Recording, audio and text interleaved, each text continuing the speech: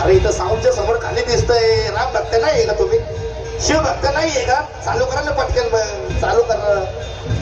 चला आता जसं गाणं वाजल तसं टॉर्च ना टॉर्च लेफ्ट आणि राईट करायचं. जसं गाणं वाजल तसं. चला वन शिव, वन शिव थ्री शिव, लेफ्ट